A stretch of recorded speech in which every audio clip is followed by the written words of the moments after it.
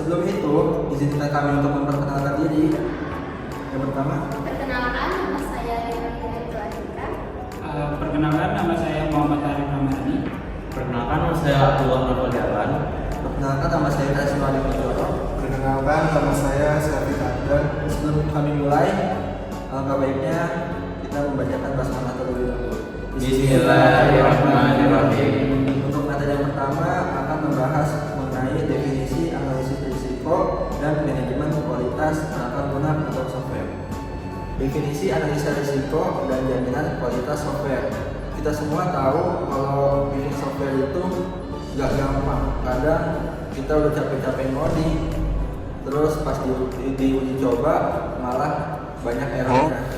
Nah, supaya hal-hal seperti itu bisa dicegah, maka kita perlu yang namanya analisa risiko. Sederhananya, kita coba cari tahu dulu kemungkinan masalahnya sebelum masalah itu benar-benar kejadian. Misal kalau bagian ini error, efeknya apa ya?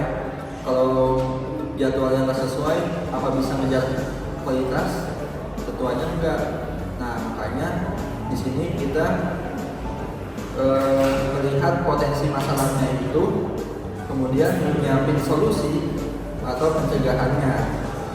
Kemudian untuk jaminan kualitas, nah jaminan kualitas ini kita itu menjaga atau menjamin atau memastikan bahwa kualitas perangkat lunak atau software yang kita buat itu sudah bagus, stabil, layak, dan sesuai dengan kebutuhan pengguna. Jenis-jenis jaminan kualitas itu akan dibahas oleh teman saya. Oke, tadi itu kan definisi analisa risiko jaminan kualitas perangkat lunak yang dijelaskan oleh teman saya. Dan selanjutnya itu yaitu jenis risiko dalam jaminan perangkat lunak. Di situ ada 3 risiko. Yang pertama risiko teknis, risiko manajemen, sama risiko bisnis. Di situ juga ada kesalahan-kesalahannya. Jadi risiko teknis ini terdiri dari pengembangan, kemudian dan pemeliharaan perangkat lunaknya. Jadi di risiko teknis itu banyak hal yang harus dipikirkan untuk menjadi hal yang lebih baik. Dan selanjutnya yang kedua risiko manajemen. Di situ ada identifikasi, analisa dan evaluasi. Jadi ketika kita sudah selesai dengan teknis yang lain, yang tidak ada kesalahan kodenya, jadi selanjutnya itu apakah evaluasinya bagus atau enggak, dan resiko bisnis. Jadi semuanya pasti butuh bisnis, butuh uang untuk menjalankannya. Di situ juga ada resikonya kenapa. Dan next selanjutnya yaitu dampak resiko jika tidak dikelola. Ya sering kebanyakan sih keterlambatan, terus sama pembukaan anggaran. Jadi ya karena perusahaan itu mementingkan sebuah untung, jadi tidak merugi juga. Mungkin itu dari saya. Selanjutnya saya akan menjelaskan strategi mengatasi risiko dalam jaminan kualitas perangkat lunak. Jadi itu dibagi menjadi 3. Yang pertama ada identifikasi risiko sejak awal. Itu supaya mencegah masalah yang terjadi. Terus yang kedua adalah uji validasi berkelanjutan. Itu fungsinya untuk memastikan software tetap berjalan dengan baik dan sesuai sama kebutuhan kita. Terus yang ketiga ada pemantauan risiko dengan alat manajemen. Itu menggunakan tools agar risiko bisa dijalankan selama manajemennya berlangsung.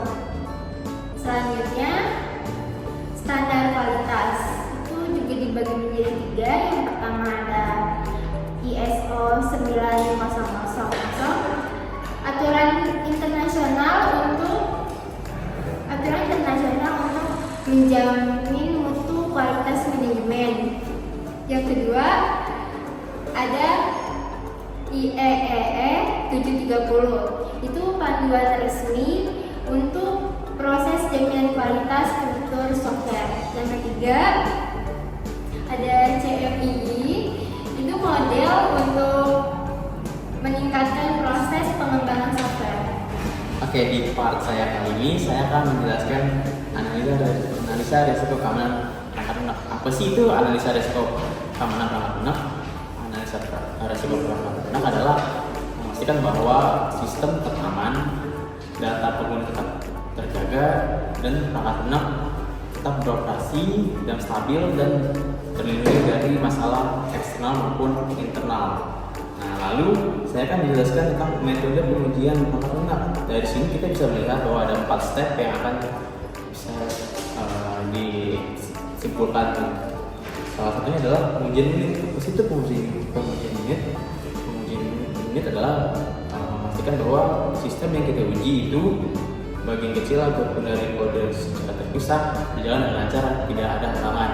Yang kedua, pengujian integrasi. Apa sih itu pengujian integrasi? Yaitu memastikan berbagai macam modul untuk berjalan dan bekerja sama. Lalu yang ketiga, pengujian sistem. Pengujian sistem sendiri adalah mengevaluasi dari yang kita buat keluar aplikasinya. Yang terakhir adalah pengujian keamanan.